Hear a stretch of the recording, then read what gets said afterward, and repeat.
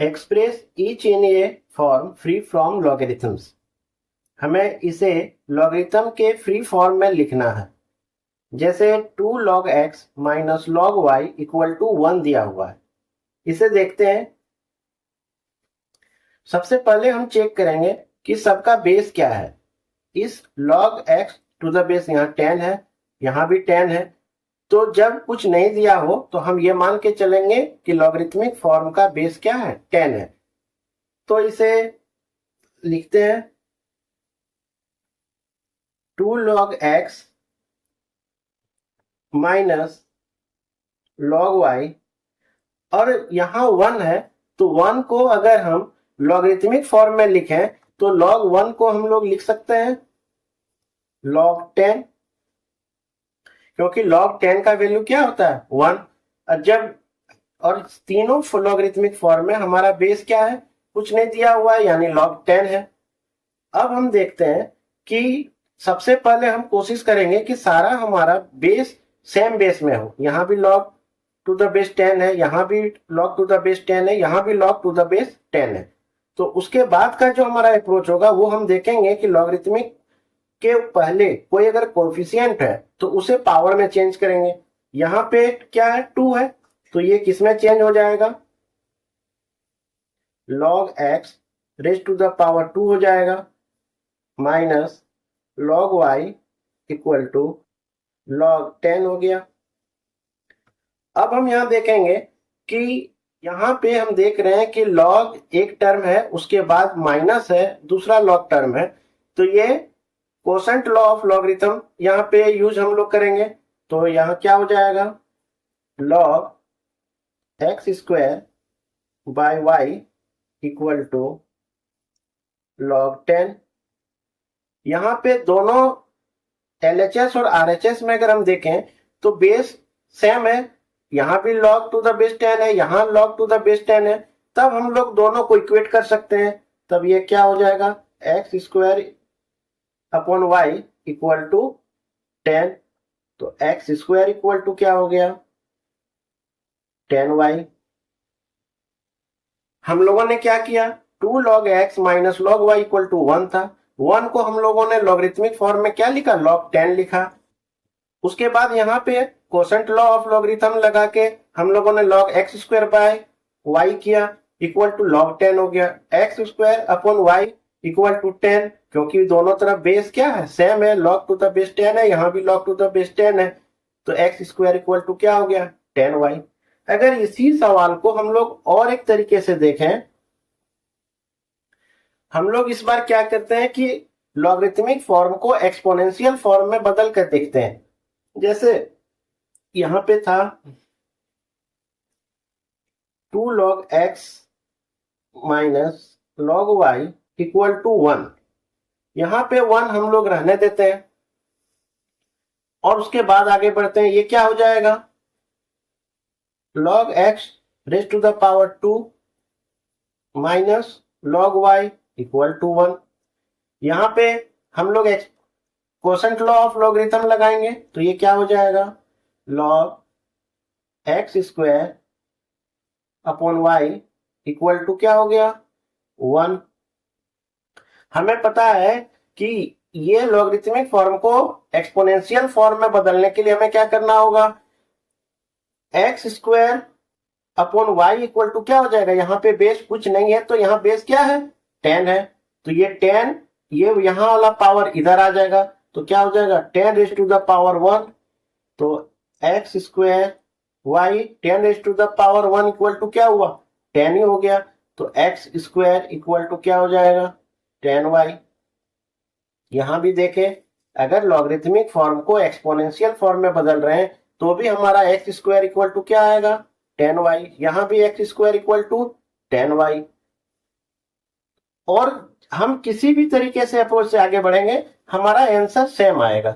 जैसे और एक तरीके से देख लेते हैं, 2 log x minus log y, और जो इक्वल टू 1 था, 1 को अगर हम इस तरफ ले आए तो ये क्या हो जाएगा, -1 इक्वल टू 0, क्योंकि 1 इधर आ गया। फिर इसे एक्सपोनेंशियल फॉर्म, लॉगरिथमिक फॉर्म जो है इसके यहाँ पे जो 2 है उसे पावर में चेंज कर देते हैं, तो ये log x raise to the power 2 minus log y minus 1 को लिख सकते हैं log 10 इक्वल टू क्या हुआ 0। अब देख रहे हैं कि ये तीनों लॉगरिथमिक फॉर्म में है, तो यहाँ पे माइनस है, यहाँ पे भी माइनस है, और यहाँ पे क्या है प्लस है। तो यहाँ पे हम लोग quotient law of logarithm use करते हैं, तो ये क्या हो जाएगा log x square upon y into 10।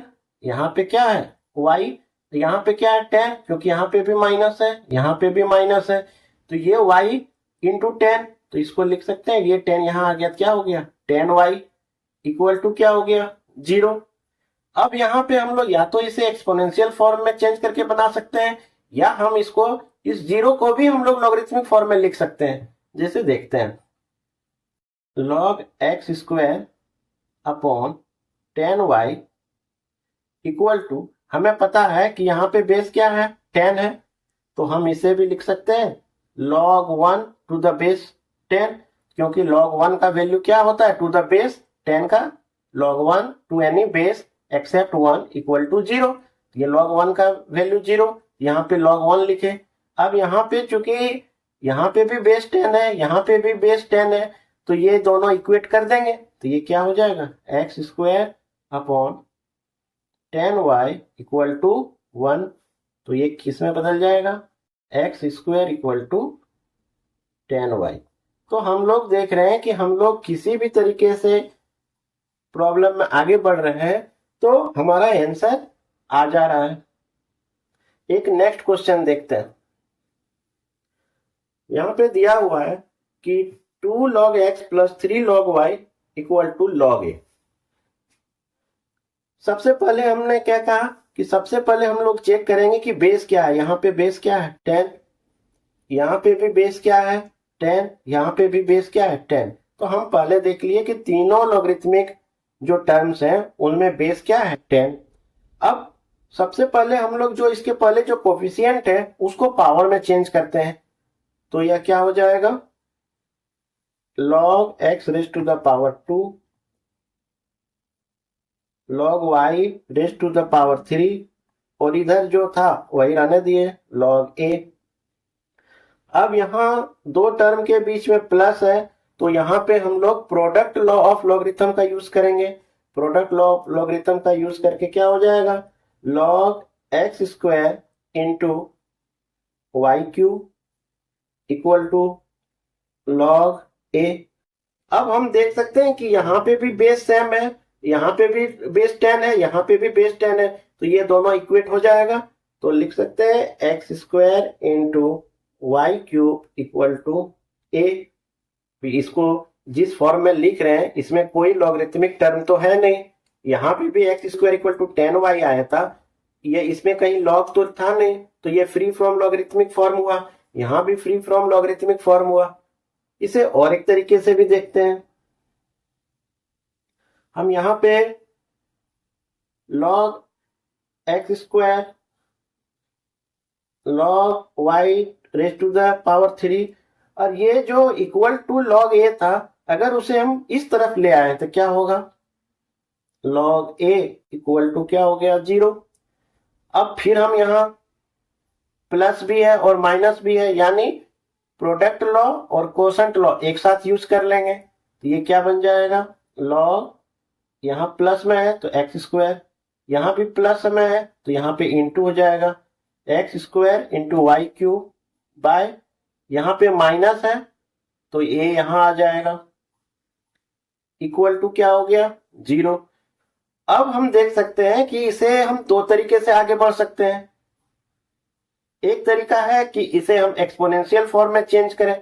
अगर हम एक्सपोनेंशियल फॉर्म में चेंज करते हैं तो क्या होगा कि x square y cube upon a equal to हो जाएगा, यहाँ पे कुछ नहीं है तो बेस क्या है 10 है, और यहाँ पे जो है वो पावर में आ जाता है 10 रेज टू द पावर 0, और हमें पता है x square y cube upon a 10 raise to the power 0 equal to value क्या होता है 1, तो ये क्या हो जाएगा x square into y cube equal to a।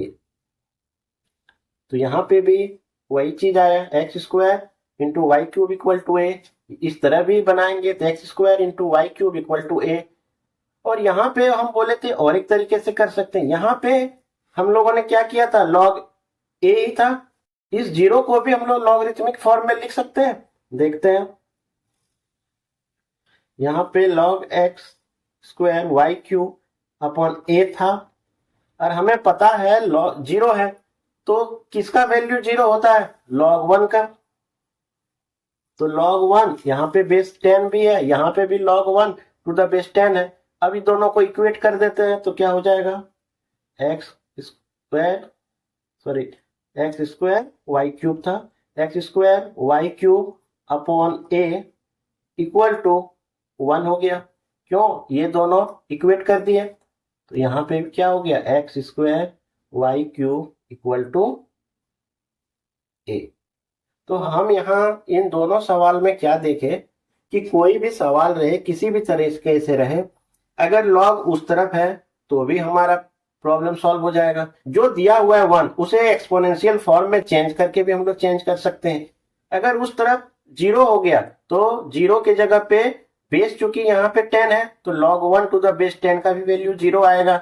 उस तरीके से सॉल्व किए। यहाँ पे log to the base 10 a था, यहाँ भी log टू द बेस 10 था, तो इक्वेट कर दिए। यहाँ पे एक्सपोनेंशियल फॉर्म में चेंज करके बनाए, यहाँ एक्सपोनेंशियल फॉर्म में नहीं चेंज किए, 0 के जगह पे क्या ले लिए, log 1 टू द बेस 10। तो log 1 का वैल्यू क्या होता है, 0।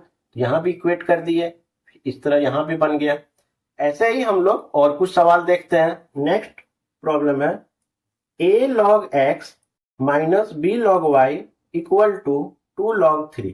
यहाँ पे भी इस पूरे जो दिया हुआ है इसे फ्री फ्रॉम लॉगरिथमिक फॉर्म में लिखना है, यानी जो हमारा सिंप्लीफाई करके लाएंगे उसमें कहीं लॉग नहीं होना चाहिए। आगे बढ़ते हैं। सबसे पहले हम बताया कि सबसे पहले हम ये चेक करेंगे कि सभी जगह पे हमारा जो है बेस क्या है। यहाँ पे भी बेस 10 है, यहाँ पे भी बेस 10 है, यहाँ पे भी बेस 10 है। दूसरा स्टेप में हम लोग क्या करते हैं कि लॉगरिथमिक फॉर्म के पहले जो कोफिशिएंट हो, चाहे ए रहे, बी रहे, सी रहे, कोई अलजेब्रिक, कोई एक्स वाई जेड कुछ भी रहे, या कोई न्यूमेरिकल वैल्यू रहे, उसे पावर के फॉर्म में पहले लिख लेते हैं। तो ये पावर के फॉर्म में लिखने पे ये क्या हो जाएगा, log x raise to the power a। यहां पे क्या हो जाएगा, log y raise to the power b। यहां पे हो जाएगा log 3 raise to the power 2। अब यहां पे देखते हैं कि ये किस फॉर्म में है।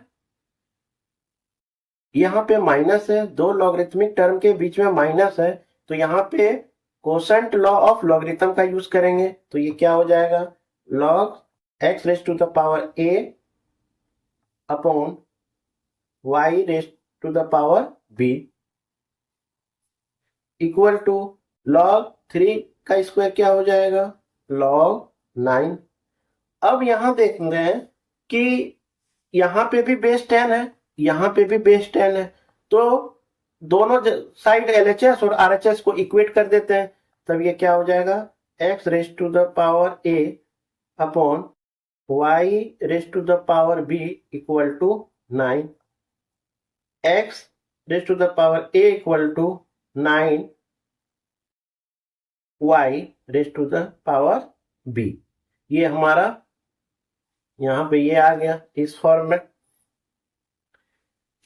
इसी तरह इसको हम दूसरे तरीके से भी देखते हैं।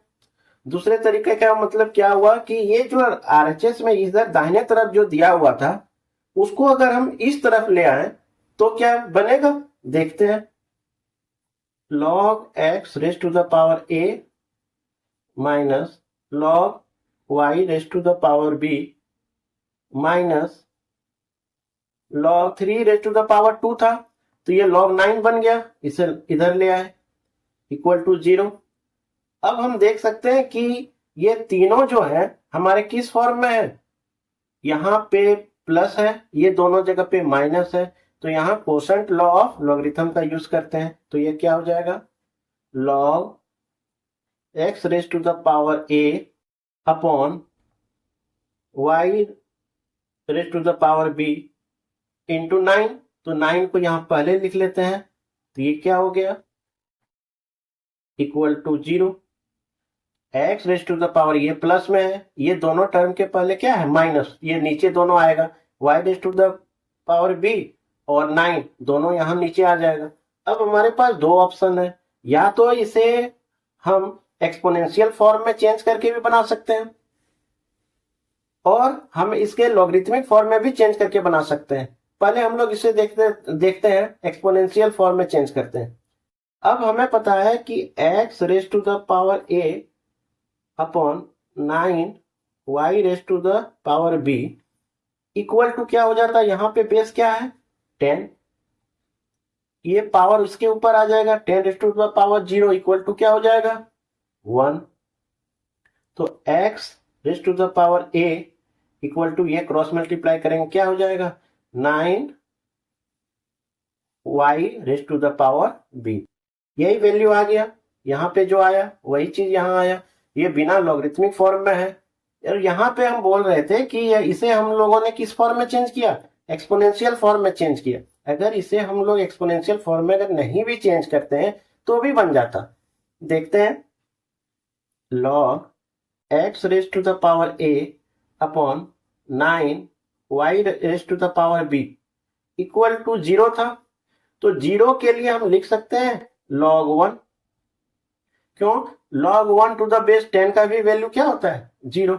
अब हम लोग यहाँ पे भी log टू द बेस 10 है, यहाँ पे भी log टू द बेस 10 है, तो दोनों तरफ अगर सेम बेस हो तो हम ये इक्वेट कर सकते हैं। तो ये क्या हो जाएगा, x raise to the power a 9y raise to the power b equal to 1।